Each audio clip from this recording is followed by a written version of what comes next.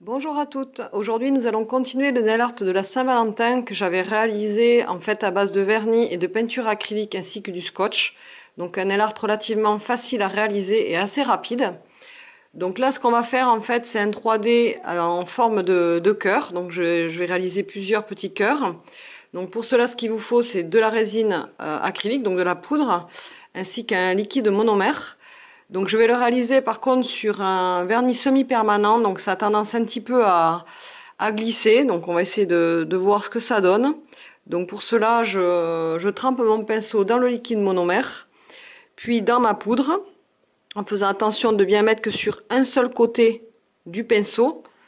Bien essuyer son pinceau après avoir posé la boule, vous attendez 1 à 2 secondes et après vous commencez en fait à la façonner. Donc il faut aller relativement vite avec la résine acrylique parce que ça a tendance à sécher rapidement. Après, c'est vrai que ça a un peu tendance aussi à dépendre de votre intérieur. Si vous avez beaucoup de chauffage ou quoi, c'est vrai que ça va relativement vite. Donc, vous voyez, je forme en fait comme une petite pétale, pardon, et je viens en son cœur, en fait, faire la petite séparation qui va donner tout de suite la forme en fait du cœur. Donc je viens par contre tout doucement donc le travailler. Je fais attention à ne pas faire d'angle sur le haut, à bien arrondir le cœur. Voilà, comme ceci.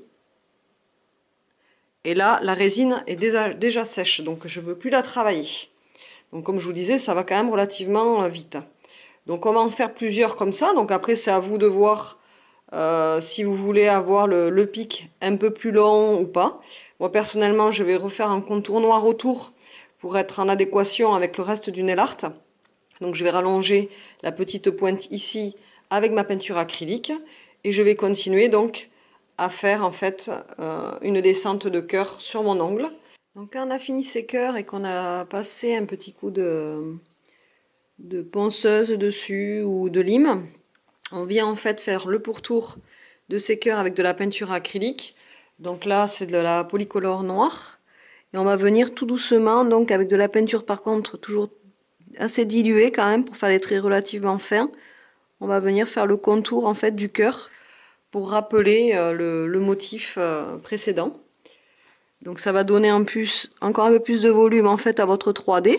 Donc vous venez vous longer en fait tout simplement votre 3D. Donc l'avantage de cette technique, en tout cas de ce motif plutôt, c'est que ça va vous permettre de travailler des petits motifs. Donc ce qui vous aidera après par la suite à déjà mieux contrôler votre pinceau pour la résine acrylique. Et après par la suite faire des motifs un peu plus techniques comme on peut faire aussi de temps en temps, des fleurs, des choses comme ça. Donc c'est bien aussi de commencer par des motifs relativement simples comme celui-ci. Enfin qui est simple mais bon quand on est débutante pour certaines c'est loin d'être simple. Mais en tout cas ça permet d'avoir une approche un peu plus on va dire facile du 3D.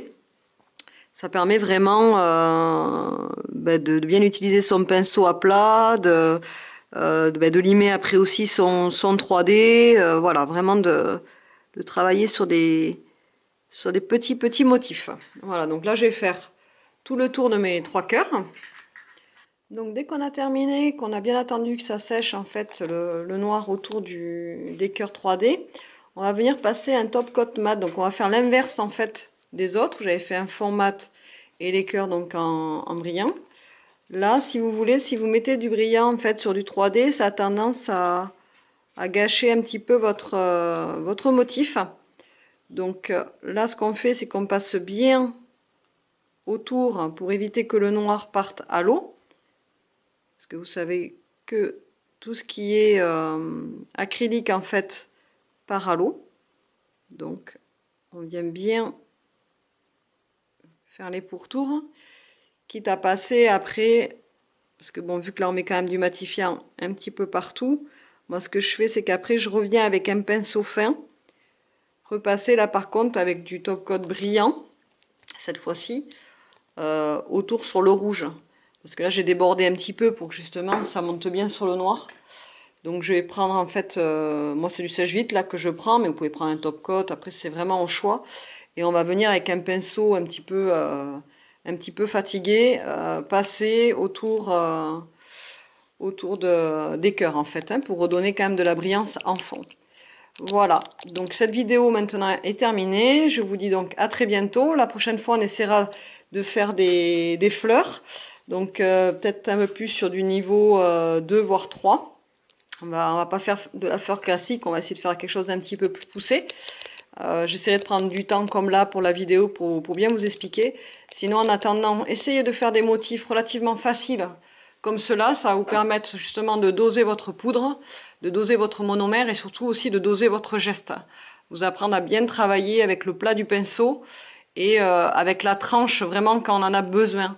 Évitez donc de travailler avec le bout de votre pinceau. C'est souvent là qu'on fait des trous après dans la résine 3D. Et comme vous le savez, la résine 3D sèche très très vite. Donc dès qu'un trou est fait, on est obligé de remettre de la résine, ce qui fait qu'après il y a une surépaisseur. Donc moi personnellement, j'ai une ponceuse, donc ça va bien. Mais pour celles qui en ont pas, elles vont poncer à la main. Et là, ça a tendance un petit peu quand même à chauffer l'ongle et des fois même à abîmer le 3D. Donc c'est un petit peu dommage. Voilà, je vous dis à très bientôt. Je vous souhaite à toutes et à tous une très bonne Saint-Valentin. Et je vous dis peut-être pour un nail art 3D par contre pour Pâques. On essaiera de faire quelque chose de relativement sympa. Voilà, à bientôt!